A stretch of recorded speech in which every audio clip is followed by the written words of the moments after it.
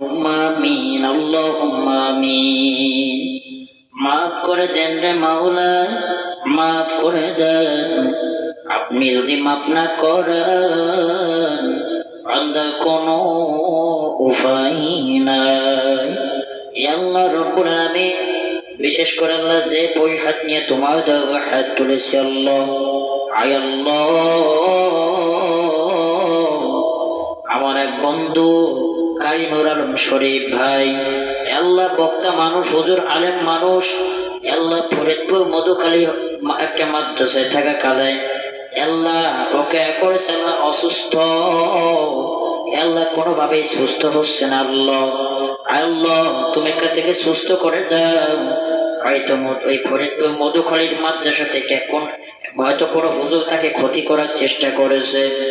আল্লাহ তুমি তাকে সুস্থ করে দাও।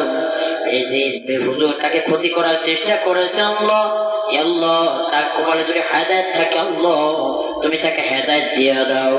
আল্লাহ যদি হেদায়েত না থাকে নমরুদ হামান সাদ্দাকের মতো ফেরাউনের মতো তাকে ধ্বংস করিয়া দাও। আল্লাহ রব্বুল আলামিন, বিশেষ করে আমার নুর আলম ভাইকে তুমি আল্লাহ সুস্থ করে দাও। আল্লাহ সে যেন আবার সবার মাঝে দিনের দাওয়াত ছড়িয়ে ছিটিয়ে দিতে পারে সেই তৌফিক দিয়া দাও। আল্লাহ রব্বুল আলামিন, তুমি তো বলেছো যারা অন্ধ তুমি নাকি তাদের দোয়া কখনোই ফিরিয়ে দাও না। আয় আল্লাহ তোমার দরবারে দোয়া করলাম, তুমি আমার দোয়া খানা ফিরাইয়া দিও না। আল্লাহ রব্বুল আলামিন, বিশেষ করে মাওলা যারা আমাদের এই ভিডিও অনেক জায়গা থেকে দেখবে সবাইকে তুমি দেখার মতো কবুল করিয়া নাও আল্লাহ।